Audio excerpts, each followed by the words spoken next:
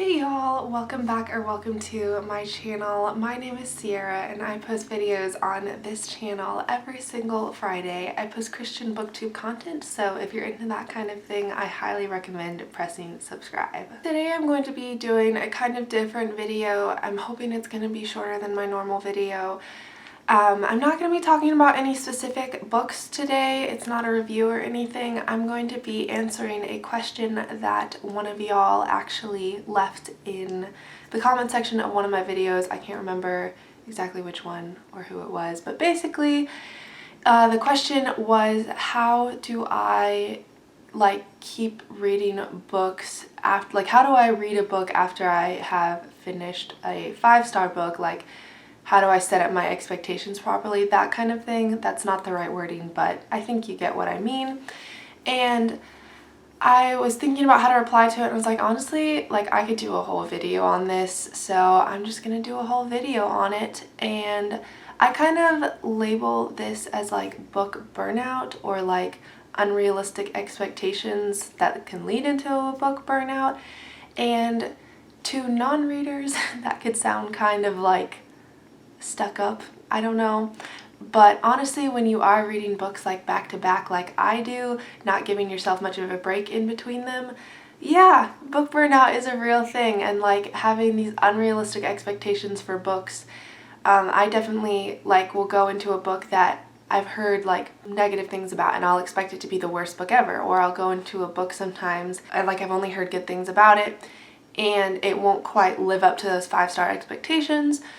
So I think I'm just going to talk a little bit about how I try and set up myself to really get the best experience out of a book and not expect too much or too little out of it, so if that makes sense.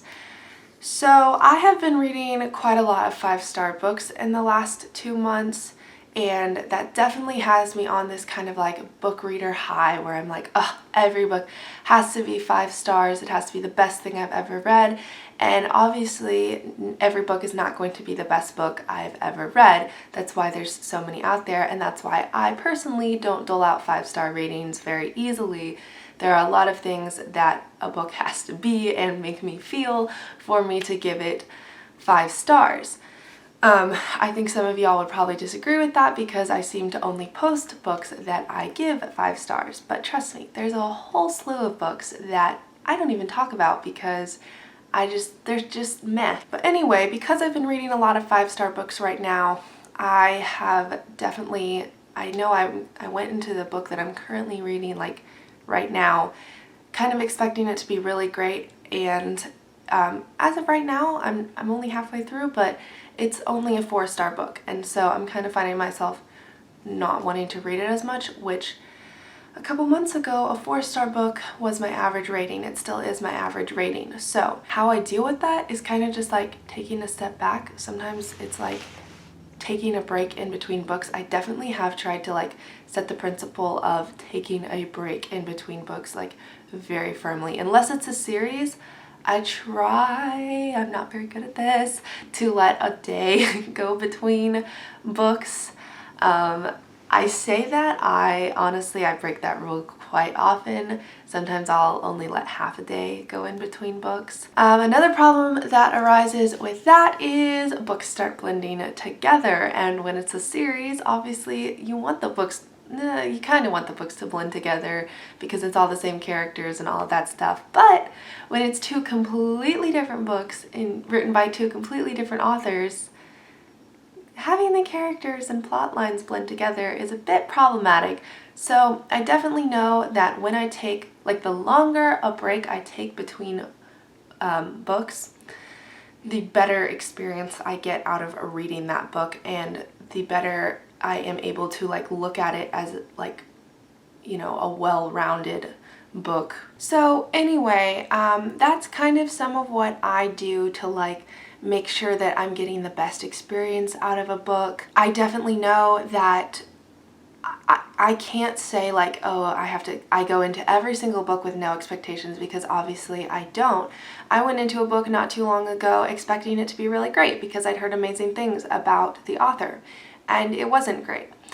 I wasn't personally, I just wasn't a fan of it. Now, I will say most of the time if I buy a book based on really good reviews from other people that I like trust, those books are going to be good. So, oh, like my last video, I had 2 books, Under the Magnolias and Nightbird Calling. I'm sorry, I'm not going to shut up about those books ever. Those books I went into expecting pretty good things. Like Under the Magnolias specifically, I'd heard so many good things about that, especially from authors that I really like. So I went into that book expecting it to be like pretty good. And obviously it was really good and really impacted me. Healthy expectations based off of what you've heard about the book and knowing your own interests. I can't go into a fantasy novel and expect myself to like it. But I can 100% go into a World War II fiction novel and genuinely expect myself to enjoy it. So I don't know if that really answered the question, but just basically taking breaks and during those breaks setting realistic expectations for books.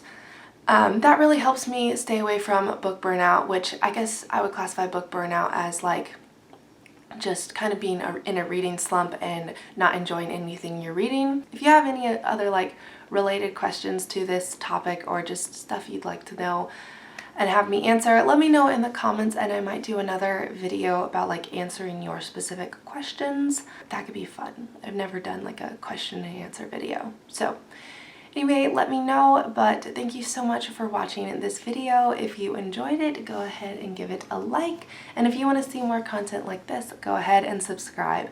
And I will see you next week for whatever video that is. Until then, bye!